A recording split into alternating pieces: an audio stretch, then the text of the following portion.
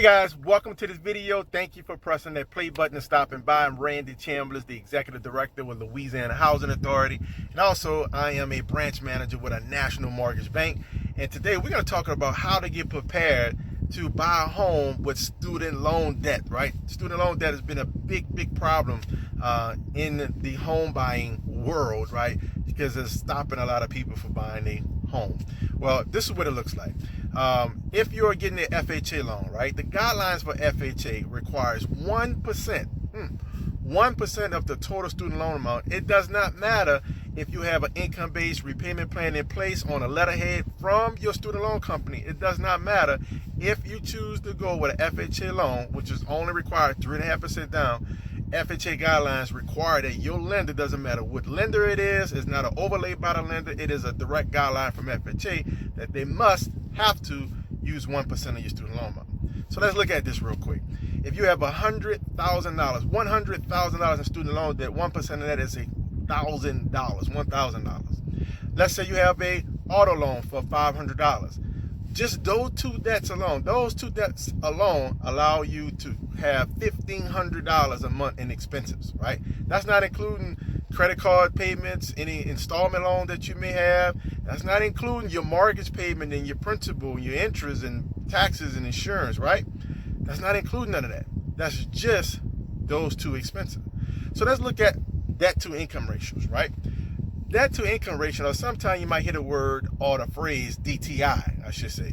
Now, what that simply means is that FHA will allow up to 50%, right, DTI, debt to income ratio, or it could be a little bit more than 50%, right? So let's look at this. That means if you have a payroll of, let's say payments of $3,000 a month, that's your earned income, $3,000 a month. If you divide that by 50%, that's $1,500 a month. That $1,500 must have to include your principal, your interest, your mortgage, your taxes, and your insurance, right? And any other expenses that you have, credit card debts, installment loans, student loans, right, auto loans, etc. All your debts have to be within that 50% range. Or in our example, within that $1,500 if you're making $3,000 a month. Now, if you're making $6,000 a month, divide that by 50%, and that's $3,000 that you have, right? And all your payments, expenses, including your new mortgage payment, must be within that $3,000. So let's look at this for a moment. If you're only making $3,000 a month, now you have that student loan, you cannot qualify because your DTIs are too high. Now, if you go with a conventional loan, right? If you qualify for a conventional loan doesn't have that guideline. Conventional loans, it will allow you to have and use your income-based repayment plan that you have acquired from your student loan company. So let's say the same $100,000 student loan debt that you have, but you was able to get an income-based student loan repayment plan in place that's in writing on a letterhead from your student loan company. Let's say it's only $300 a month. Well, for a conventional product, your lender can use that $300 monthly payment, which is huge, right?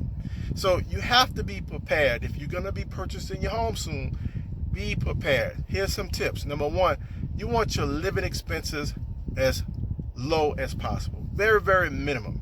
You want to get rid of all your debts if you can. Don't acquire no other debts. Increase your credit score as much as you possibly can and increase your savings, right? So that way you could get qualified for a conventional loan if you have student loans, right? So now think about this. You have no credit cards, or you may have maybe 2 or 3 credit cards just to get your credit score up, right? Your minimum payments are super cheap. You don't have no auto loan. Go get your house before the car, right? You have no auto loan, and you have an income-based repayment plan from your student loan company for $300.